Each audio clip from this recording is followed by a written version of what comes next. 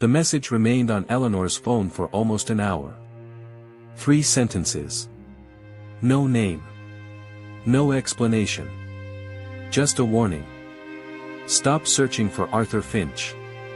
He already found what he was looking for. And now you have too. She read it repeatedly, hoping the words would somehow reveal more. They didn't. The sender had chosen every word carefully. That was what disturbed her. It wasn't a threat. Not exactly. A threat was emotional. This was something colder. A statement. As if whoever sent it already knew what she would do next. Eleanor placed the phone on the desk and stared at the photograph she had found. The opening of the archive wing. 23 years earlier. Arthur Finch standing beside Victor Wren. And the unknown woman with the damaged name tag. A woman connected to the word. Sure. The same beginning hidden in Arthur's old file. Correction Review Committee. A coincidence? She no longer believed in coincidences. Not here. Not anymore. The next morning, Eleanor arrived before anyone else. She wanted the library empty. Quiet. A place where she could think without watching eyes. The first thing she did was request Arthur Finch's complete employment history. Not the digital version. The original paper file. If someone had altered electronic records, the physical archive should still contain proof. At least that was how it was supposed to work. 20 minutes later, a storage assistant returned with a confused expression. Ms. Voss? Yes. I couldn't locate it. Eleanor frowned. Arthur Finch worked here for 40 years. The assistant checked the folder in his hands. I'm aware. Then there should be a personnel file. There isn't one. For a moment, Eleanor simply stared. That's impossible. The assistant looked uncomfortable. I searched twice. Search again. Ms. Voss. Please. Something in her voice made him stop arguing. He returned downstairs.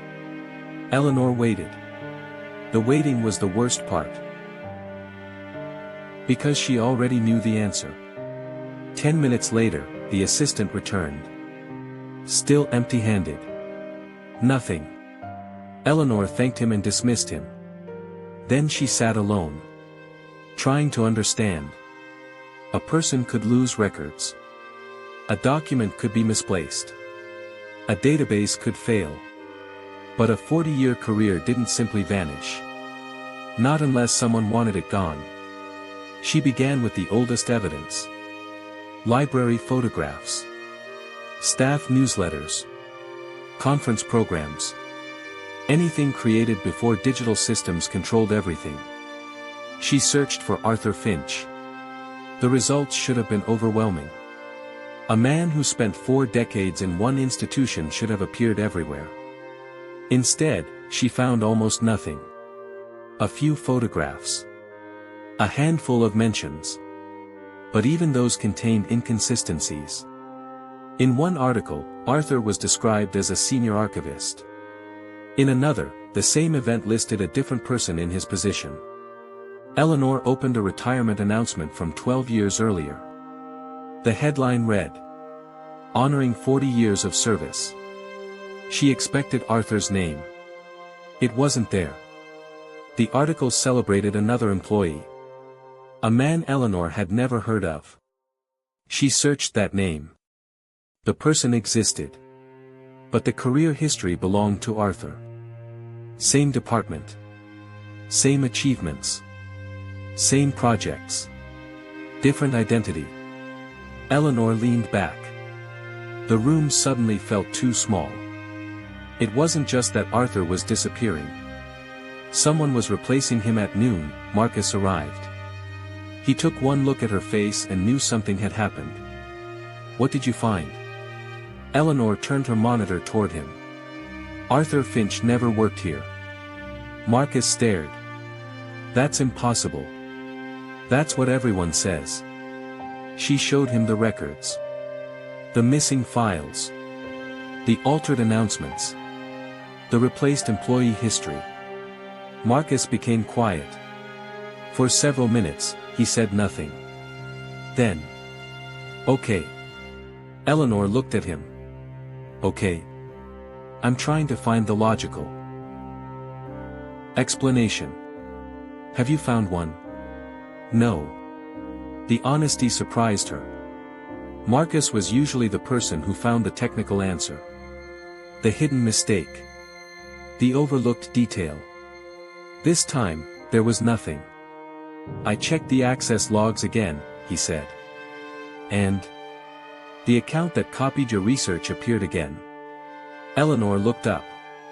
When? Last night. While I was here. Marcus nodded. What did they access? He hesitated. Arthur's files. A cold feeling moved through her. Someone is watching the investigation. Yes. Why? Marcus didn't answer. Because they both knew. The answer was obvious. Someone was afraid of what they would find. That afternoon, Eleanor decided to search the physical archives for anything connected to the unknown woman in the photograph. She returned to the old event records. The archive opening. 23 years earlier. The photograph came from a staff collection. A box labeled Institutional History, Internal Use Only. Inside were dozens of pictures. Eleanor examined every face. Then she found another image. Same event. Different angle. This time the woman's name tag was clearer.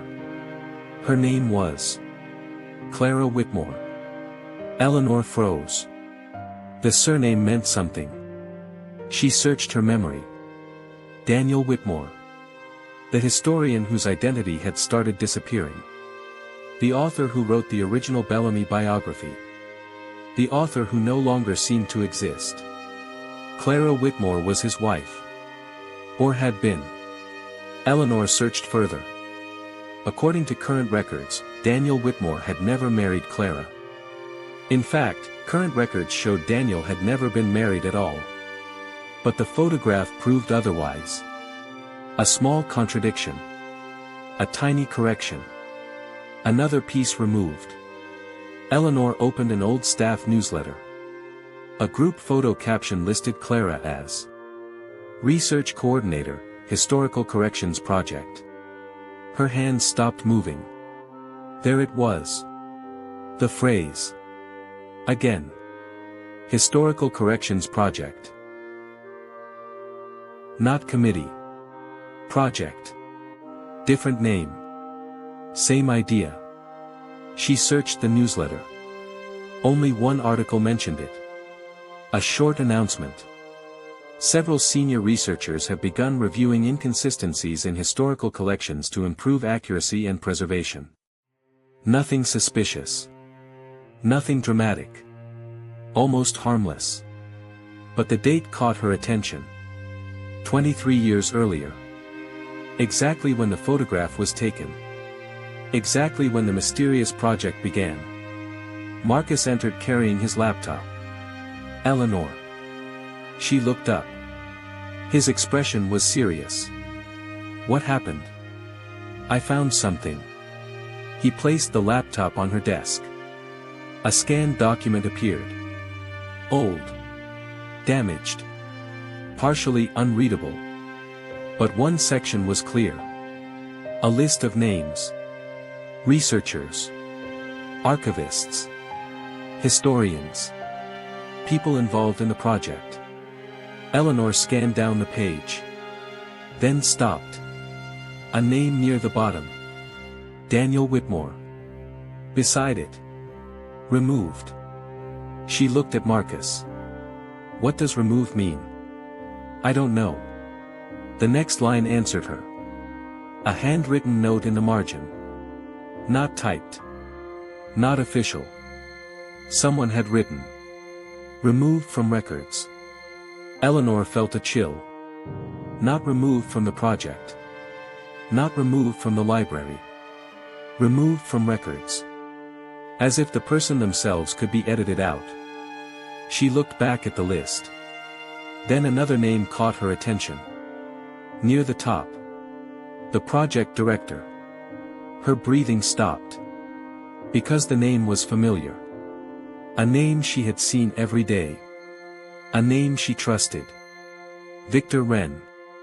The discovery changed everything. Victor Wren wasn't just connected. He was at the center. The library director. The man responsible for protecting the institution. The man who had access to every archive. Every record. Every correction. Eleanor closed the document. A terrible thought entered her mind. Maybe Victor wasn't helping them. Maybe he was controlling everything. Her phone vibrated. Another unknown message. She opened it. Only one line. Now you understand why Arthur disappeared. A second message followed. He discovered the truth about Victor Wren. Eleanor stared at the screen. Then a third message appeared. You should ask yourself one question. A pause. Then. Why did Victor let you find this? Eleanor read the message 3 times. Why did Victor let you find this? The question felt more dangerous than any threat. Because it suggested something she had not considered. Maybe she wasn't discovering secrets. Maybe she was being guided toward them. She looked at the document on her screen. Victor Wren. Project Director. Historical Corrections Project. 23 years ago. The man who had welcomed her into the library. The man who had defended archives as sacred places of truth. The man who always told young researchers. A record is a promise that the past made to the future. The memory bothered her now. Because it sounded too perfect. Too carefully chosen. Eleanor closed the laptop. Marcus. He looked up from his desk. Yes. We need to talk to Victor. Marcus studied her expression. Are you sure? No. That answer surprised him. Then she continued. But we need to know. Victor Wren's office was located on the top floor of the library. The highest point in the building. A place designed to feel removed from the chaos below.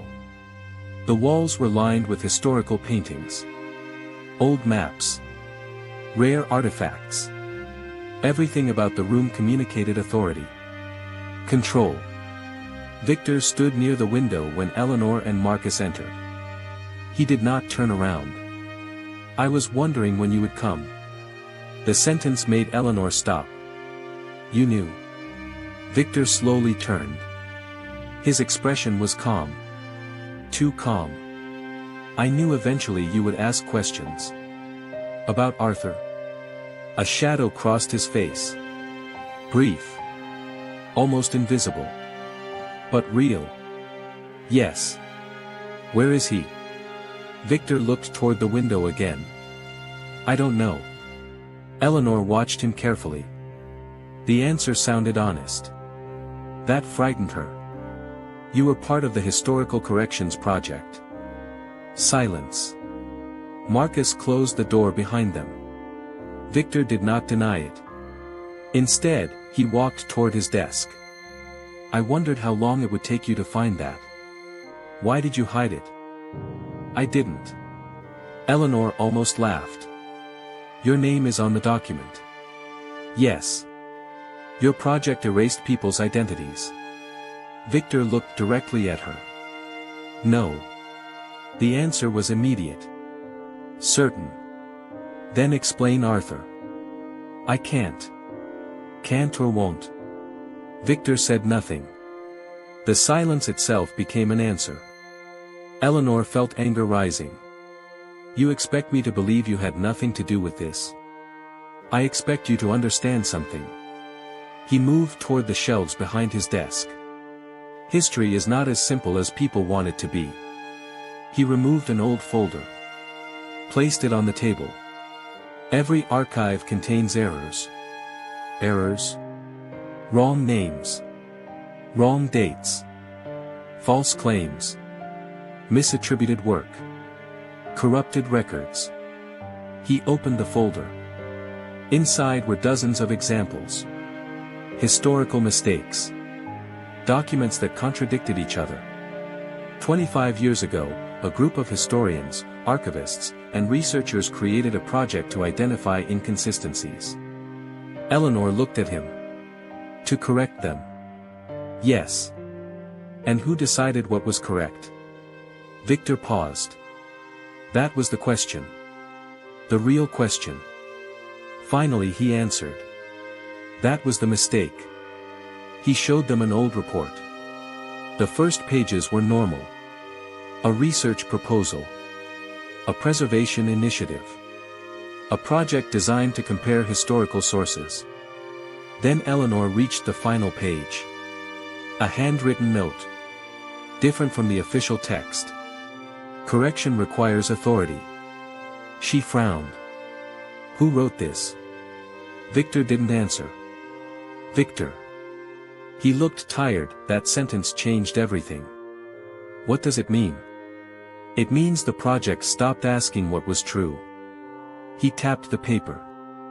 And started deciding what should be accepted as true. The room became quiet. Marcus stepped closer. So the project changed records? Victor shook his head. At first, no. At first, the original purpose was comparison. Finding mistakes. Preserving conflicting sources. And then? Victor looked away. People discovered something. What? That institutions don't preserve history. He looked at Eleanor. They create it. The words unsettled her. Explain. A historical fact only survives if enough systems recognize it. He pointed toward the library. A book. A university record. A newspaper archive. A government document. He paused. Remove enough connections, and a fact becomes uncertain. Eleanor understood. A person didn't need to be erased completely. They only needed to become questionable. The world didn't need proof they never existed. It only needed enough confusion. Then why is Arthur gone? Eleanor asked. Victor's expression changed. For the first time, he looked genuinely troubled. Because Arthur found the original files. Original files? The first version of the project. Where? Victor hesitated. Then. I don't know. Eleanor studied him. You expect me to believe that? I expect you to understand that I have been trying to find him. Why? Victor looked at the old folder. Because Arthur realized something before I did. What? That the corrections were no longer being controlled. A cold silence followed. Marcus frowned. You're saying someone else continued the project? Victor nodded. Yes. Who? Victor didn't answer. Because he didn't know. And that was more frightening than if he did. After leaving Victor's office, Eleanor and Marcus returned to the archive room. Neither spoke. The world outside continued normally. People walked through the library. Students studied. Researchers worked. Nobody knew what was happening beneath the surface. Or maybe they did. Maybe everyone knew something. Just not the same thing. Marcus broke the silence. You believe him? Eleanor looked at the Bellamy books. I don't know. That's new. What? You always know. She looked at him. Not anymore. The admission felt strange. She had built her entire career around certainty. Facts. Evidence. Verification. Now everything she trusted was unstable. Marcus opened his laptop. I found something else. She approached. What? He showed her a timeline. Every altered document. Every missing reference. Every replaced identity. He had mapped them. At first, it looked random. Then Eleanor noticed a pattern. The changes were not spread across history. They followed a direction. A chain. One correction led to another. Like someone pulling a thread through fabric. She traced the earliest documented alteration. Then the next. Then the next. Her eyes widened. They all connect. Marcus nodded. Exactly. To what? He zoomed in. The oldest correction. The first recorded change. A document from 40 years ago. A book catalog. Eleanor stared. Because the title was familiar. Regional Commercial Directory, 1895 edition. The same book Arthur sent her to find. The same book containing the disappearing references. The Bellamy book wasn't the beginning, she whispered. Marcus looked at her. It was the trail. They returned to sublevel 4. This time together. The old directory sat inside its protective box. Eleanor opened it carefully. The handwritten note was still there. The references disappear first.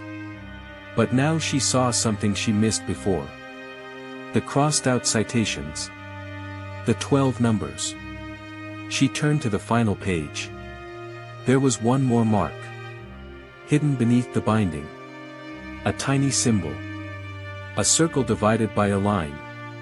Marcus examined it. Recognize it? No. Eleanor searched the library database. Nothing. Then she searched old employee records. Nothing. Until one result appeared. A scanned document. Created 23 years ago. Project title. Historical corrections. Status. Completed. She opened it. The first page contained a list of participants. Most names were missing. Removed. Deleted.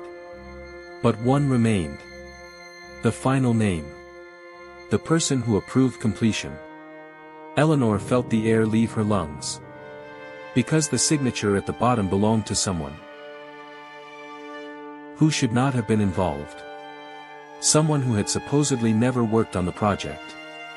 Someone whose identity had started disappearing. Arthur Finch. But beneath his signature was a handwritten note. Added years later. A warning. The first correction was not a mistake. Eleanor stared. Then Marcus noticed the date. His face changed. What? He pointed. The date was impossible. The project had officially started 23 years ago. But the note was written only 6 months earlier. Someone had returned to the file. Recently. Someone was continuing the work. And whoever it was, knew Eleanor would find it.